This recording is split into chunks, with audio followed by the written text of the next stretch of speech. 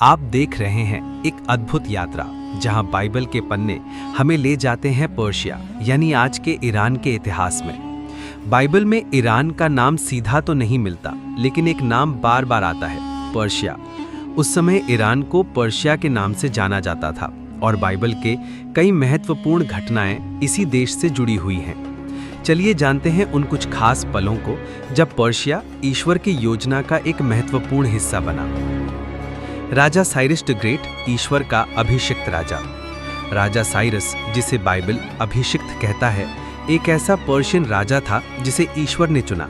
उसने बेबीलोन को हराकर यहूदी लोगों को उनके घर जेरूसलम लौटने की इजाजत दी।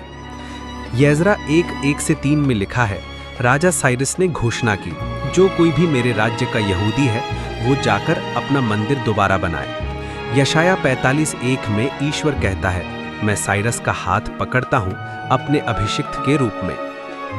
क्वीन एस्थर और पर्शिया का राजमहल। एस्थर की किताब। ये कहानी है एक यहूदी लड़की एस्थर की जो पर्शिया की रानी बनी। उसने अपने समय के राजा यानी ज़र्क्सीस के राज्य में अपनी बुद्धि और हिम्मत से अपनी कौम को नाश से बचाया। पुरीम का त्योहार इसी याद में मनाया जाता है। डैनियल और पर्शिया का दरबार। डैनियल 6 और 10। डैनियल ने पर्शिया के 2 राजाओं दारियुश और साइरस के समय में सेवा की। उसने ऐसे दर्शनों को देखा जो भविष्य के राष्ट्रों जैसे पर्शिया और ग्रीस के उदय और पतन को दिखाते हैं। डैनियल 10 में एक आत्मिक युद्ध का जिक्र होता है जहां एक पर्शियन प्रिंस देवदूतों के रास्ते में बाधा डाल रहा था। नेहमाया पर्शिया के राजा के साथ। नेहमाया 1-2। नेहमाया, जो पर्शिया के राजा अर्थज़क्सीस का कप बेरर था, उसने इजाजत मांगी कि वो जेरूसलम जाकर उसकी टूटी हुई दीवारें दोबारा बना सके। राजा ने इजाजत भी दी और सुरक्षा भी भेजी। ये ईश्वर की योजना का एक हिस्सा था।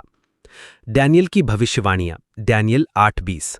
डैनियल ने लिखा, मीड पर्शियन साम्राज्य एक शक्तिशाली बल होगा जो आगे चलकर ग्रीस से टकराएगा। ये भविष्यवाणी इतिहास में बिल्कुल सत्य साबित हुई।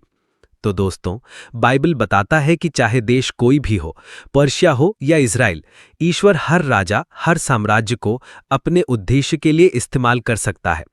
पर्शिया यानी आज का ईरान बाइबल की कहानियों में एक शाइनिंग एग्जाम्पल है, दया, ज्ञान और पुनर्निर्माण का। ईश्वर हर समय, हर राजा और हर लोक के माध्यम से काम करता है।